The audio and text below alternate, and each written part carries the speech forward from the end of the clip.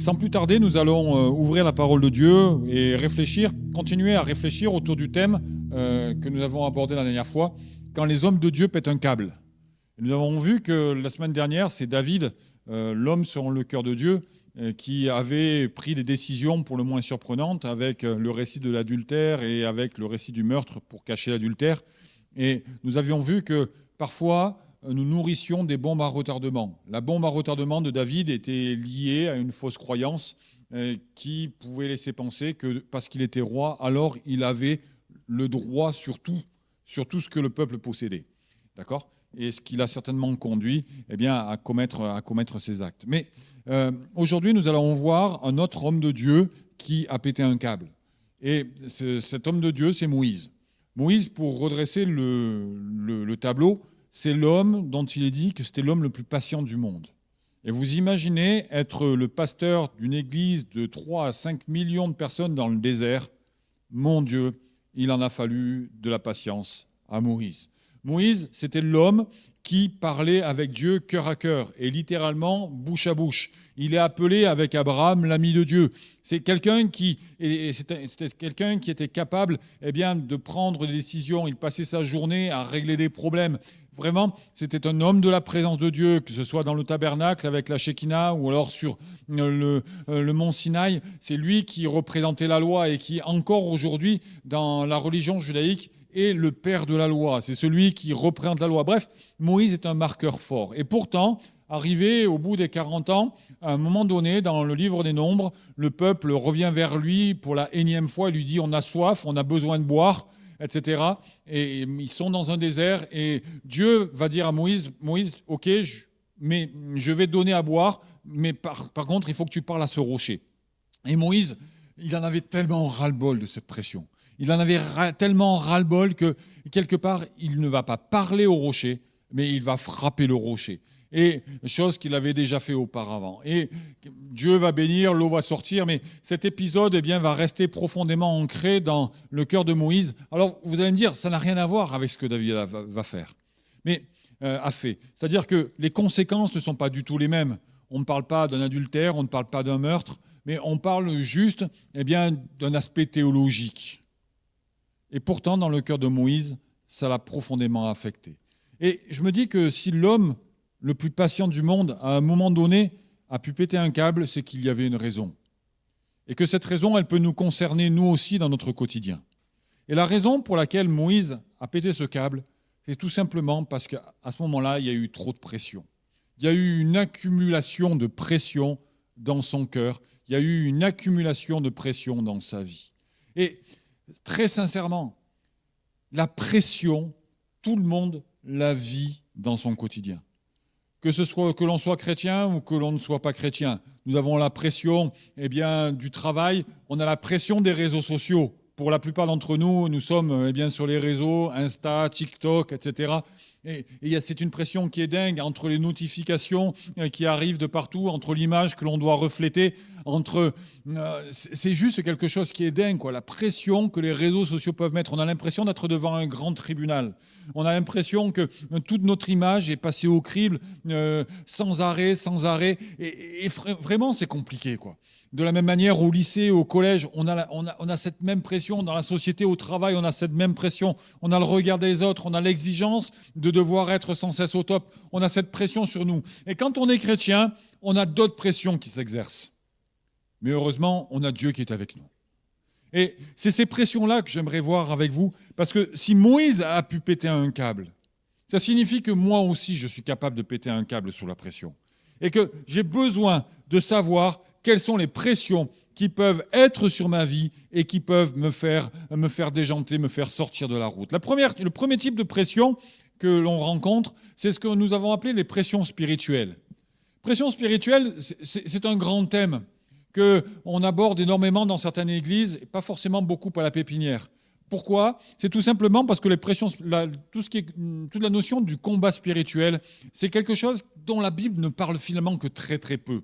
et qui a été énormément abordé de plein de manières différentes, d'un point de vue empirique, mais pas forcément d'un point de vue scripturaire. On ne sait pas ce qui se passe dans le monde spirituel. On le devine, on l'imagine, on l'interprète en fonction de ce que nous pouvons vivre, mais on ne le sait pas. Il faut être lucide. C'est un domaine qui appartient profondément à Dieu. Pour autant, nous savons que c'est quelque chose qui peut arriver. Et nous le voyons dans l'évangile de Luc, lorsque Jésus est là, quasiment au bout de son ministère, que la croix va arriver, que les soldats vont venir pour le saisir. Et là, il a demandé à sa garde rapprochée, Pierre, Jacques et Jean, de prier avec lui. Et il est dit la chose suivante, étant en agonie, il priait plus instamment et sa sueur devint comme des grumeaux qui tombaient à terre. À ce moment-là, Jésus, le Fils de Dieu, pleinement homme et pleinement Dieu, va subir une pression qui n'est pas humaine. La pression est tellement forte que physiologiquement, et les médecins expliquent que ça s'apparente presque à un début de mort cérébrale, des grumeaux de sang commencent à perler. C'est un phénomène qui est fou et pourtant, là, sur le Fils de Dieu, il y a cette pression qui s'exerce. Jésus va se relever et va dire non pas ma volonté mais la tienne, des anges vont venir le servir et heureusement pour nous, il va aller jusqu'à la croix. Pour autant, cette pression spirituelle, nous pouvons la vivre également. Et avec l'équipe pastorale, on s'est posé cette question de dire mais toi, quand tu la vis, comment est-ce que tu la vis quoi ? Et donc, on a fait un brainstorm et finalement, on en a déduit que la pression spirituelle, c'est finalement voir la vie chrétienne et voir la vie en noir alors qu'il n'y a pas de cause réelle et tangible. Je vais bien, je suis en bonne santé, mon mari n'est pas plus pénible que d'habitude, mes profs m'ont pas plus gonflé que d'habitude, mes amis sont cool avec moi, ma mère est un petit peu relou mais c'est pas bien grave, je continue à faire avec, et pourtant je vois la vie en noir. Ça vous est jamais arrivé ? Je me souviens d'une fois, j'étais à Nantes et je remontais d'une réunion de prière et j'étais pas bien, quoi. Au moment de me coucher, je n'avais pas sommeil. 2h du matin, je faisais la crêpe dans le lit. Poum, poum, poum. Vous connaissez le phénomène de la crêpe ? Il est pénible. Et donc, Mia me file un coup de coude. Lève-toi, tu me fatigues, d'accord ? Tu m'empêches de dormir. Donc, en mari soumis, je suis descendu dans mon bureau, j'ai lu ma Bible. J'aurais lu un roman, c'était à peu près la même chose. Et ça a duré pendant 3 semaines. Je prêchais le dimanche matin. J'avais envie de tout sauf de prêcher. J'avais envie de retourner me coucher. Les gens me gonflaient. Je voyais ma vie en noir. C'était juste quelque chose de terrible.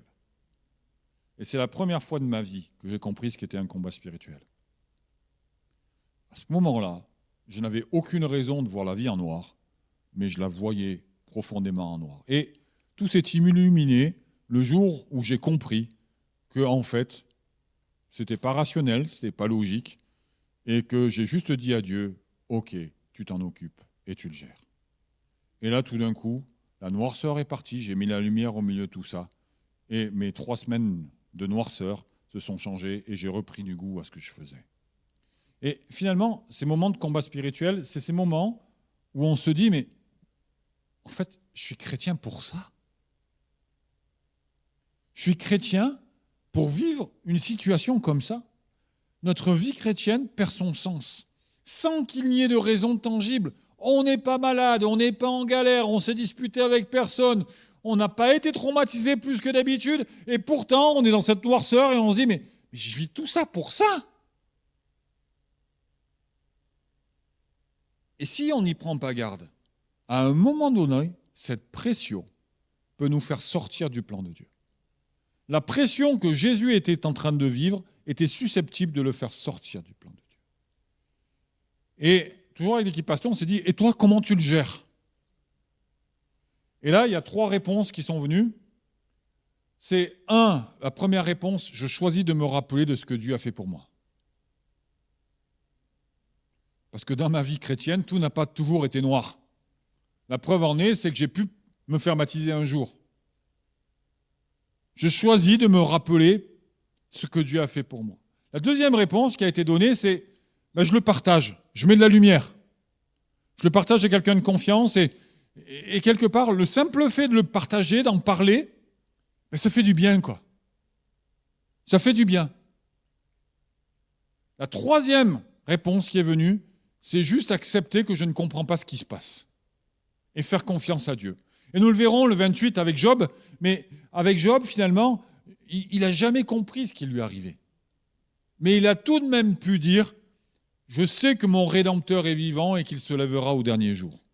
La psychologie de Job est terrible. Et vous imaginez, vous perdez tout du jour au lendemain sans rien comprendre, quoi. Dans la vie de Job, plus rien n'allait. Plus rien n'allait. Et il ne comprenait pas qu'il était l'objet d'un enjeu bien plus grand que ce qu'il pouvait vivre.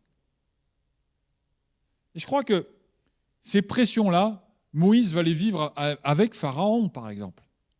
Lorsqu'il va y avoir cette pression, ce combat avec l'histoire des plaies avec Pharaon, et Moïse va vraiment s'appuyer sur Dieu. On a le droit d'avoir des moments de noirceur. On a le droit d'avoir nos Gethsémanés. Ces moments où on est dans un bad mood. On est en bad complet. On n'est pas bien dans notre tête, on n'est pas bien dans notre cœur. Ok. Je pose le mot, je le gère avec Dieu, je le partage, j'accepte que je ne comprends pas et je fais confiance à Dieu pour régler le problème. Premier type de pression.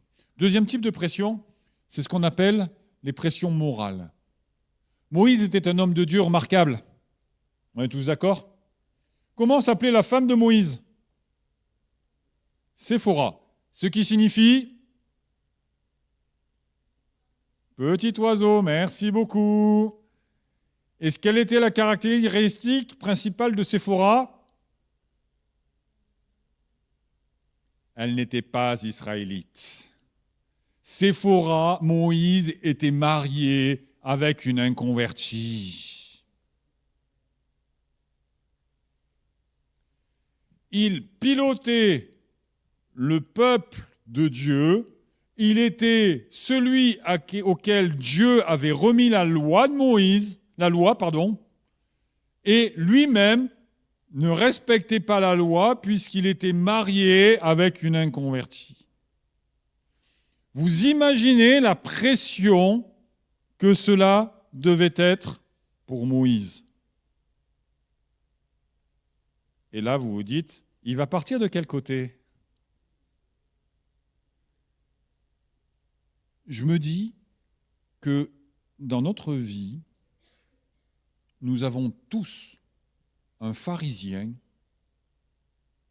qui nous persécute.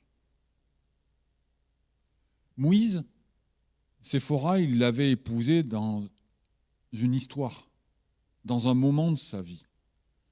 Et peut-être qu'il était extrêmement heureux avec Séphora. Au risque de vous choquer, il y a des couples non chrétiens qui sont extrêmement heureux ensemble. Et je connais un paquet de couples chrétiens qui sont malheureux ensemble.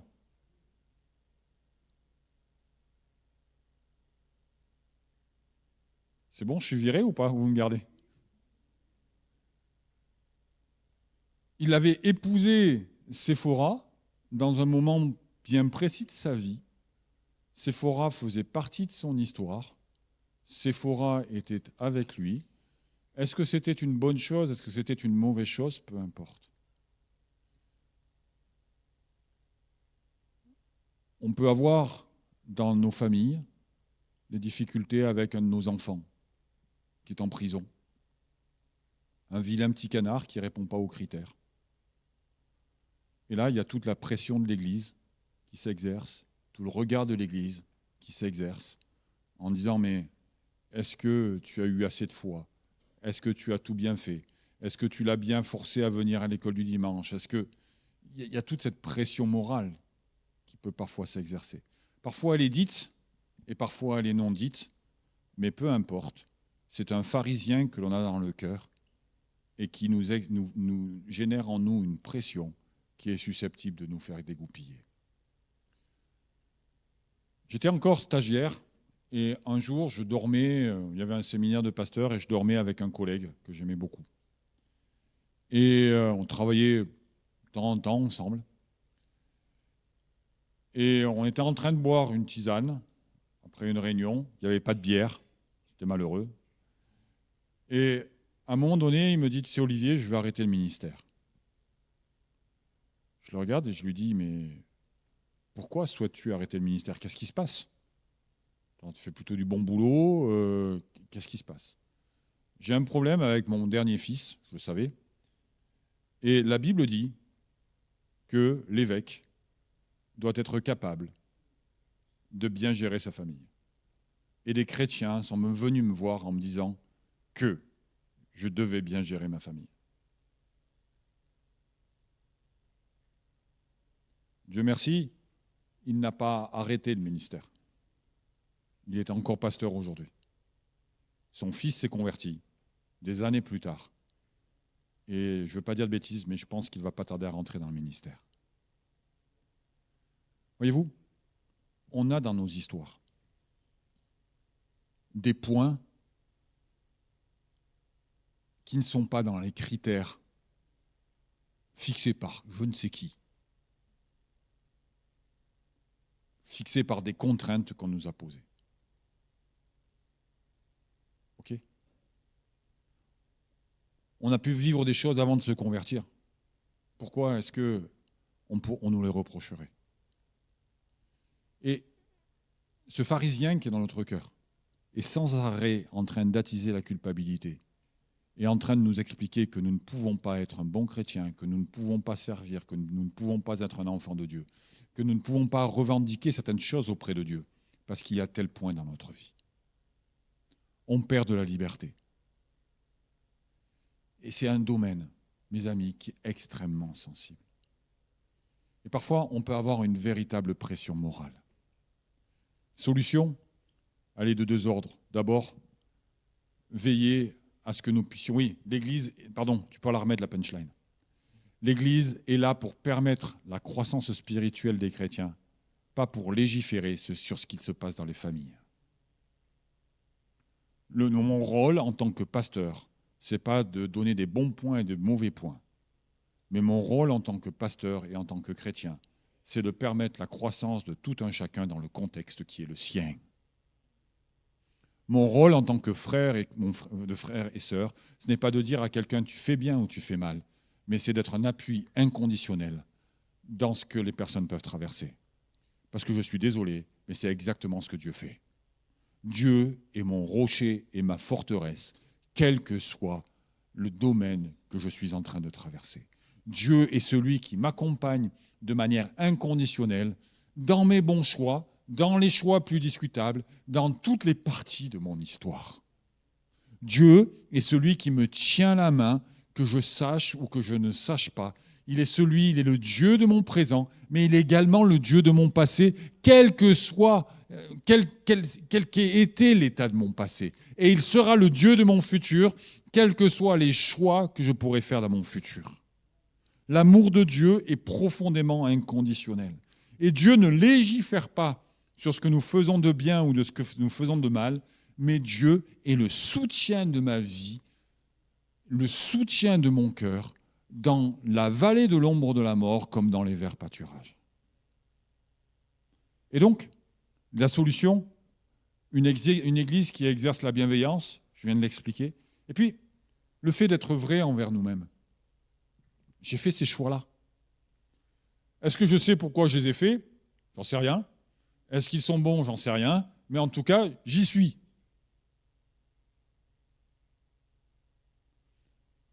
Que ces choix ne soient jamais un frein pour vivre pleinement ma vie chrétienne.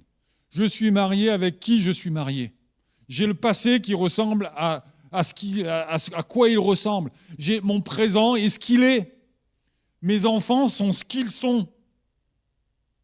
Mon cœur est ce qu'il est. Peu m'importe. Moi, ce qui compte, c'est que dans la situation qui est la mienne, dans la vie qui est la mienne, alors, eh bien, je veux faire grandir ma relation avec Dieu. Ok, j'ai eu un bébé toute seule. Et le papa s'est barré et j'en ai souffert.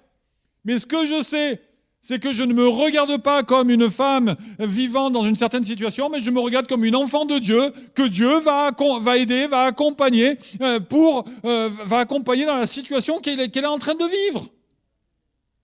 Est-ce qu'on peut parler vrai? C'est notre situation.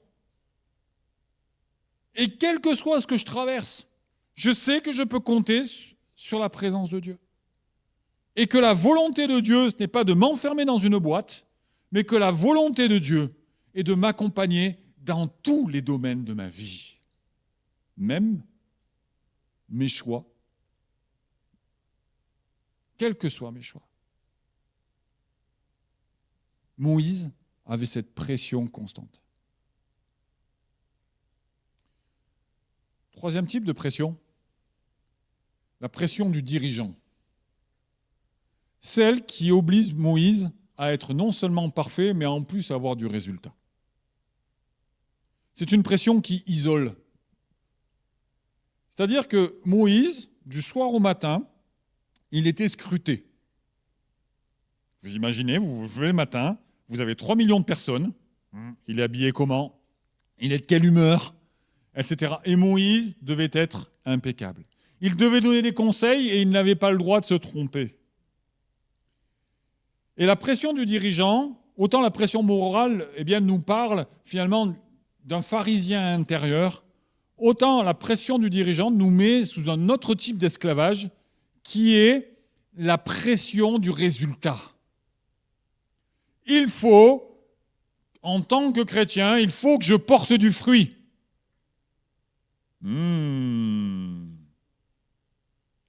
En tant que chrétien, il faut que je prie au moins 3 heures par semaine. Il faut que je connaisse ma Bible. Il faut que j'aime tout le monde. Vous pourriez rajouter des « il faut ». On en a un paquet, quoi. Il faut que j'ai du résultat. L'exemple typique, c'est le chrétien qui confond évangélisation et prosélytisme. Du temps de mon père, jadis, qui était pasteur, un bon chrétien, c'est un chrétien qui ramenait des gens à l'église. Le principe de la méritocratie. Je suis un bon chrétien quand je ramène des gens à l'église. Ce n'est pas de l'évangélisation, c'est du prosélytisme. Je fais adhérer des gens à ma secte. Ah pardon, à mon église. Je me suis trompé. C'était volontaire, hein, l'erreur. Hein, voilà. Ah si, je suis sûr que c'était volontaire, Esther. L'évangélisation, c'est juste de partager ce que Dieu a fait pour moi, quoi. C'est de partager à quel point mon Dieu est bon et à quel point je suis fier d'être un chrétien, et puis c'est cool, quoi.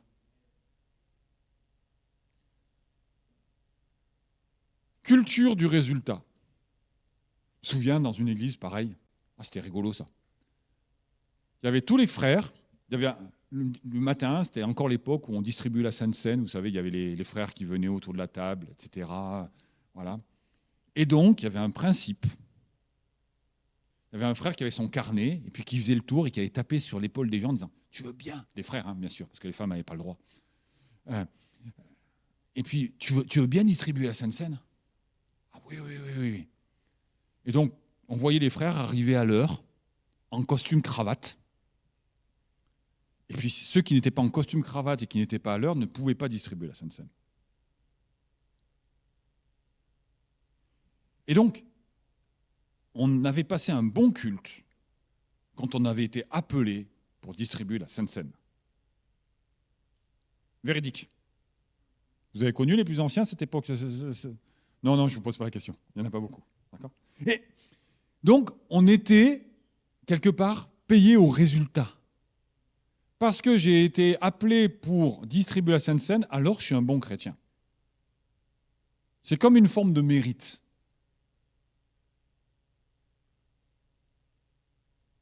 Vous imaginez la pression? Il faut être impeccable pour pouvoir avoir l'étiquette d'un bon chrétien. C'est vrai dans notre vie sociale, c'est vrai dans notre vie morale, c'est vrai dans notre vie ecclésiale. C'est fou, quoi. Voyez-vous?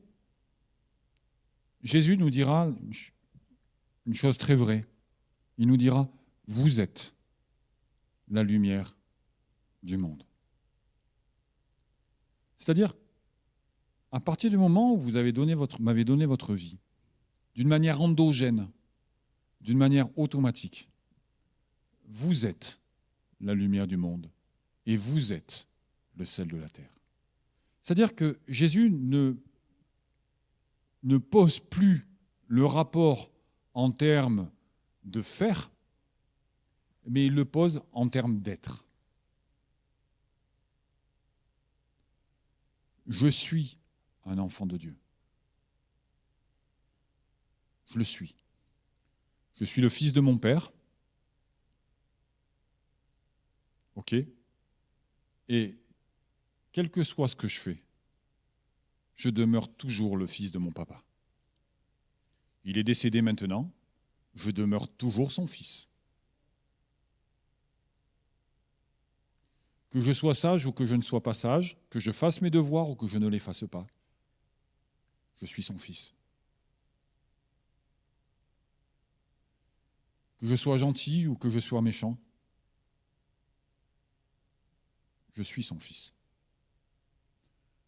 Ce qui définit ma filiation à Dieu, ce n'est pas les actes qui sont conformes à ce qu'il attend, mais ce qui définit ma filiation à Dieu, c'est le fait que j'ai demandé pardon pour mes péchés, que je crois que Jésus m'a pardonné, que le Saint-Esprit est venu habiter dans ma vie. Alors, je deviens un enfant de Dieu. Je suis. Et ce à quoi Dieu nous appelle, ce n'est pas à porter des fruits, j'allais dire, du type en mode résultat, mais c'est de porter des fruits en mode je suis et je brille. C'est quoi la différence? C'est une image que je prends souvent. Tiens, je vais changer d'image. Vos cheveux. Enfin, pour la plupart d'entre nous, parce que je vois Simon, ils poussent. OK? Qui peut interdire à ses cheveux de pousser? Qu'on y pense ou qu'on n'y pense pas, nos cheveux, ils poussent, parce que c'est une règle que Dieu a mis dans notre métabolisme. OK? Normalement, lorsque l'on est un bébé, on grandit, sauf Esther, mais ça c'est différent. On atteint une taille adulte. Personne, c'est elle qui lidera tout à l'heure, donc voilà, vous comprenez. Et donc, personne ne s'étonne de voir un enfant grandir. C'est juste quelque chose de logique. Un arbre porte des fruits, et il le fait d'une manière naturelle. À partir du moment où je suis un enfant de Dieu, à partir du moment où j'ai conscience que je le suis, à partir du moment où je fais confiance à Dieu, alors je porte du fruit. Je ne suis pas dans un processus résultat, mais je suis dans un processus où je choisis de briller. Tu as un potentiel de briller là où tu es. Tu as le potentiel d'illuminer la vie d'un homme, d'une femme là où tu es. Ce n'est pas ce que nous faisons qui détermine notre qualité d'enfant de Dieu. Un verset ? Quand même, vous auriez fait tout ce que je vous demande, vous demeureriez des intendants, des serviteurs inutiles. Tu peux l'afficher ? Voilà. Vous de même, quand vous avez fait tout ce qui vous a été ordonné, dites, nous sommes des serviteurs inutiles. Nous avons fait ce que nous devions faire. Point barre. C'est-à-dire que ce qui nous caractérise, ce n'est pas nos actes, mais ce qui nous caractérise, c'est le fait de briller. Groupe de louanges, on sert sur l'estrade. Alors c'est mieux de chanter juste, d'accord ? De connaître la musique, c'est quand même un atout, indispensable. Maintenant, on peut être focus en mode de résultat et se dire, ok, combien de personnes ont été touchées par ma louange? Et auquel cas, on vivra très souvent frustré. Non pas qu'on n'est pas performant, mais parce que les gens ne nous le diront pas. Ou alors on peut le vivre en mode, ben, je vis simplement le moment, quoi. Et j'adore mon Dieu. Et je vis ce moment pour Dieu, et je m'éclate en vivant ce moment pour Dieu. Et avant de servir l'Église, je sers mon Dieu. C'est pareil pour un prédicateur. Ok? Vos retours me font du bien, merci beaucoup, merci de votre gentillesse, mais très sincèrement, moi, ce qui m'éclate dans le fait de prêcher, c'est juste le fait que je me dis, waouh, je sers Dieu, quoi. Et quelque part, c'est une marque d'adoration. Et donc, je suis. Dans le premier culte, je disais que mon père, il disait souvent, bon allez, avant de manger, on va faire la prière. Et j'y ai repensé ce matin, en préparant ce message, je me suis dit, mais en fait, c'était nul comme expression. Parce que faire la prière, c'est quelque part, je la fabrique et je la récite. Je n'ai pas vocation à faire la prière, mais j'ai vocation à être la prière. Quand je fais la prière, je récite des mots. Quand je suis la prière, alors j'établis une relation avec Dieu. Alors j'incarne ma relation avec Dieu. Quand je fais la prière, je redis la même chose. Quand je suis la prière, tout d'un coup, eh bien, ça trouve du sens parce que je vais toucher le cœur de Dieu.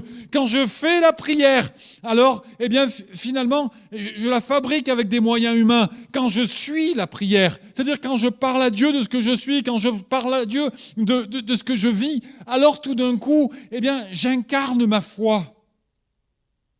J'ai plus besoin des mots pour m'approcher de Dieu, mais les mots me servent de support pour élever mon âme à Dieu. Et sur ce simple exemple, on voit toute la différence.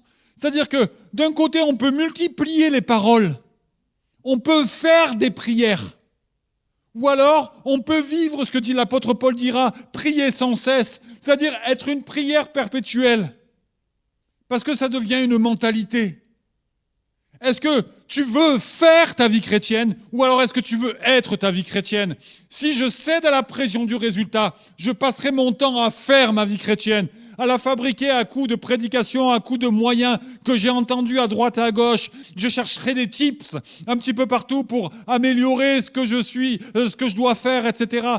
Mais si jamais, eh bien, je choisis d'être ma vie chrétienne, c'est-à-dire que les principes chrétiens me servent à incarner l'amour que j'ai pour Dieu et à l'élever, alors tout d'un coup, je ne serai plus dans la frustration parce que je n'aurai plus d'obligation sinon celle de m'approcher de Dieu, quoi. Comprends la différence ou c'est un peu philosophique? Qui comprend? Levez la main, s'il vous plaît, sinon il va falloir que je recommence tout. Merci, il n'y a pas du tout de pression, là. Mais c'est hyper important, quoi. Et je conclurai par la 4e type de pression. La première chose, c'est la pression spirituelle. La deuxième chose, c'est la pression morale. Troisième chose, c'est la pression du dirigeant. Celle qui peut nous obliger à convertir les gens. Et la 4e chose, qui sera ma conclusion, c'est la pression du passé. Moïse et le passé. Moïse a une structure abandonnique. Il a été rejeté par son peuple. Alors qu'il veut se réconcilier avec son peuple, il va tuer quelqu'un. Et il va être encore une fois rejeté. Il est divisé entre l'image de fils du Pharaon et israélite. Il y a une dichotomie chez Moïse qui est juste folle. Il va errer pendant 40 ans dans le désert en se disant que sa vie est foutue. Jusqu'au moment où Dieu va l'appeler au buisson ardent. Et Moïse, les Israélites dans le désert voulaient sans cesse le ramener à se passer. Sans cesse. En Égypte, on avait des concombres, on avait de la viande. Et les coups de fouet, ils étaient où? L'esclavage? Non, mais en Égypte, on avait. C'était mieux avant. Le fameux « c'était mieux avant ». Vous le connaissez celui-là? Je le connais bien, moi. C'était mieux avant. C'est bizarre comme le avant dans l'esprit des Israélites, c'était hyper sélectif. Et sans arrêt, ils ramenaient Moïse à ça. Ouais, mais ce que tu as fait, ça vaut rien, finalement, c'était mieux avant. Avant, on avait de quoi manger, maintenant on est libre, mais on n'a plus rien. Et Moïse était là, et ce qui a tenu Moïse, c'était d'avoir cette perspective. Et l'auteur aux Hébreux nous dit que Moïse, il avait la vision de la gloire éternelle, ce qui lui a permis de renoncer à la jouissance du péché. Moïse était résolument tourné vers les promesses de Dieu. Et il y aura ce combat entre nous en nous disant, oui, mais avant c'était mieux. Quand tu étais dans le monde, quand tu pouvais faire ci, quand tu pouvais faire ça, quand tu buvais, alors tu avais un dérivatif. Quand tu droguais, alors tu avais un dérivatif. Tu pouvais, avant tu avais plein d'amis. Maintenant que tu es chrétien, tu te sens seul. Mais on oubliait les gueules de bois, on oubliait les galères pour avoir des thunes, pour aller s'acheter sa barrette de shit. On oubliait tout ça. On oubliait la solitude au milieu de la foule. On oubliait tout ça. Et voyez-vous, je crois que l'un des plus grands aspects que Dieu nous donne, c'est de voir un avenir. C'est d'ouvrir notre cœur et de savoir qu'on a un avenir. On a une espérance. On a non seulement un Dieu qui marche devant nous aujourd'hui, mais on a un Dieu qui nous ouvre notre futur. Alors oui, on a un passé qui parfois, on est comme les Israélites. On pense que notre passé était mieux, que c'était mieux avant. Mais notre avenir, ça sera le plus beau qui soit.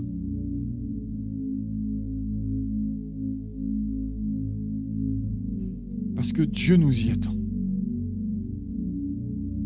On a cette espérance qui est devant nous. Moïse avait un passé, je l'ai dit tout à l'heure, qui était hyper lourd. Et là encore, je veux dire que le passé c'est un élastique. On a l'impression d'avancer. Et puis au moment où on se dit c'est bon, j'en suis délivré, floum! Alors on réessaye. Floum! On est dans ce mode-là en disant mais c'est pas possible quoi. Et très souvent quand on revient dans notre passé, on a une vague de culpabilité qui vient sur nous. C'est juste horrible. Et il y a cette pression qui est là. Cette pression qui m'empêche d'avancer parce qu'il y a ce fichu passé, il y a toute mon histoire, il y a toutes ces injonctions, il y a toutes mes erreurs qui me reviennent en pleine tête là. Il y a ce verset de Paul, la seconde aux Corinthiens, qui n'arrange rien. Ce verset, c'est une catastrophe. Je déteste ce verset. Si quelqu'un est en Christ, il est une nouvelle créature. Les choses anciennes sont passées. Voici, toutes choses sont devenues nouvelles. Mais en moi, il y a des choses qui ne sont pas devenues nouvelles. Je déteste ce verset. Qui peut dire que tout est devenu nouveau en lui?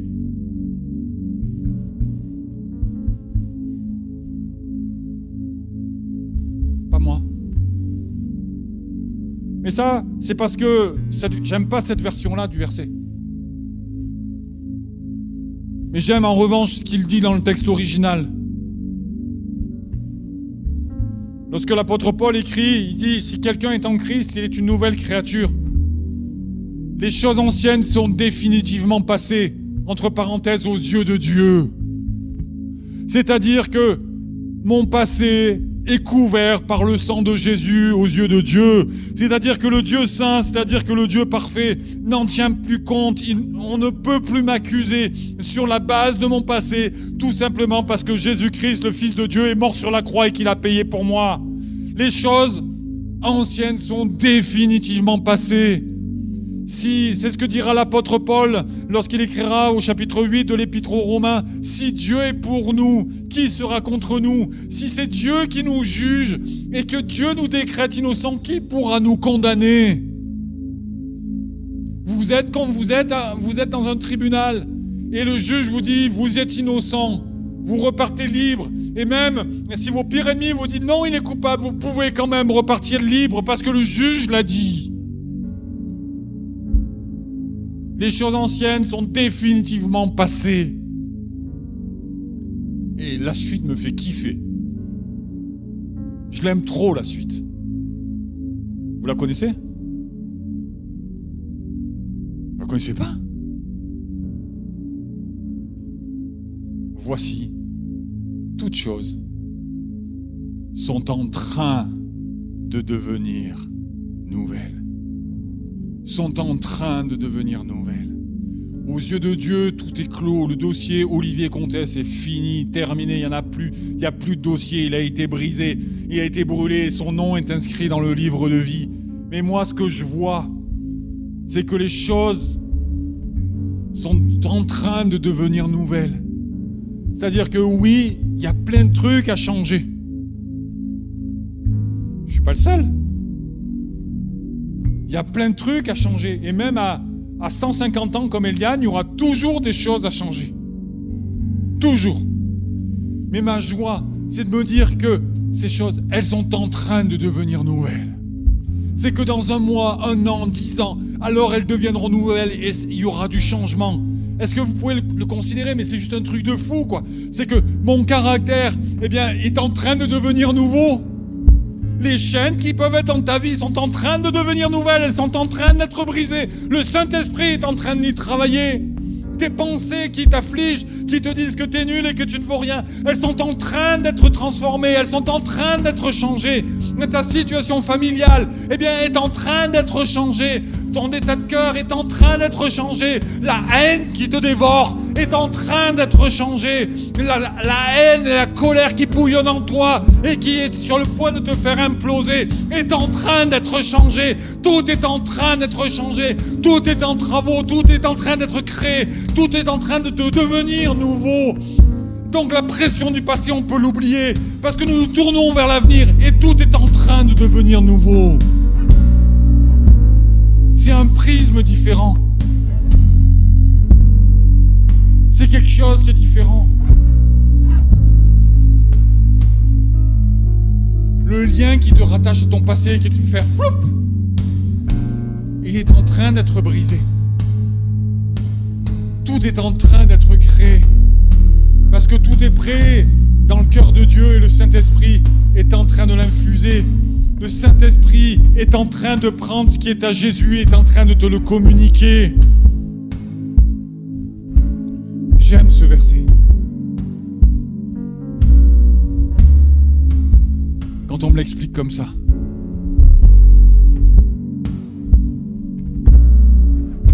Tout est en train de devenir nouveau. Ma capacité à arriver à l'heure est en train de devenir nouvelle.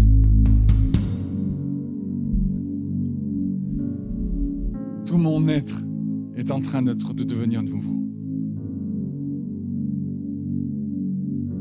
Est-ce que juste pendant quelques instants, on peut se caler contre Dieu là? Quelle est la pression qui est en train de te faire péter un câble? Pression spirituelle? Pression morale, parce qu'il y a un domaine de ta vie que le diable te rebalance dans la figure sans arrêt. T'es pas digne de servir, t'es pas digne d'exercer les dons spirituels, t'es pas digne de faire ci, t'es pas digne de faire ça, parce que ton mari est pas converti, parce que tes enfants c'est une catastrophe, parce que tu réponds pas aux bons critères d'un chrétien. Mon Dieu, que je déteste ça. Parce que t'es pas comme les autres chrétiens. Est-ce que c'est une pression en disant « Je porte pas assez de fruits. Je porte pas assez de fruits. » Contente-toi simplement de briller. Tu es la lumière du monde et tu es le sel de la terre. Est-ce que c'est cette pression du passé qui te ramène dans ton péché, dans ta culpabilité? Toutes choses sont en train de devenir nouvelles. Allez, toutes choses sont en train de devenir nouvelles. L'Esprit de Dieu est en train de préparer quelque chose d'extraordinaire pour toi, pour ta vie. On peut se lever à notre place et là tous ensemble, proclamer ces réalités-là, quoi. Halte à la pression. Je veux plus être esclave de la pression. Je veux plus péter sous la pression. Je veux plus être esclave de tout ça, mais je veux proclamer la délivrance, la liberté qu'il y a en Jésus. Je Je veux me comporter comme je suis dans le ciel, comme Dieu me voit, quoi. Je veux me lâcher comme Dieu me voit. Comme s'il n'y avait plus aucun débat, aucun enjeu sur ma vie. Seigneur, je te bénis parce que ta grâce est là. Je te bénis, Seigneur mon Dieu, parce que la croix est une réalité. Je te bénis parce que tu as payé le prix afin que je sois délivré. Je te bénis, Seigneur mon Dieu, parce que oui, j'ai les fragilités. Oui, le monde peut exercer toutes sortes de pressions sur moi. Mais je te bénis parce que tu es ma force. Tu es ma forteresse et tu es mon rocher.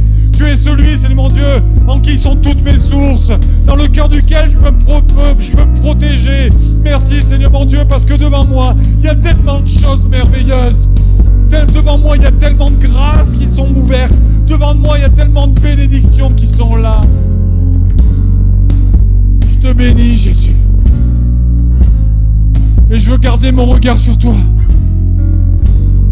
Je veux fais taire les pharisiens qui sont dans nos cœurs.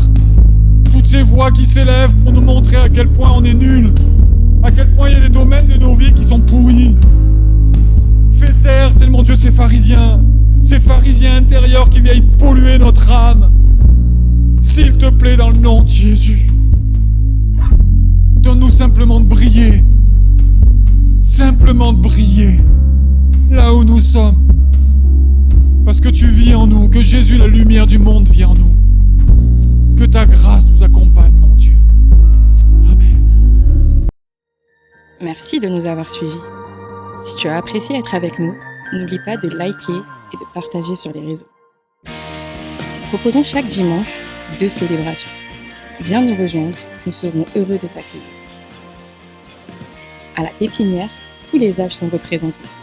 Viens booster ta foi au contact de ta génération. Besoin d'un rendez-vous? Nos pasteurs se tiennent à ta disposition. N'hésite pas à les contacter. Si tu as des questions sur la foi ou sur la Bible, tu peux en discuter avec notre équipe pastorale. Inscris-toi dès maintenant. Tu peux suivre nos prédications, posts et actualités sur les réseaux. N'oublie pas de visiter notre site internet. Tu veux t'intégrer et nous connaître un peu plus? Télécharge dès maintenant notre application et reste connecté. À bientôt, à la pépinière.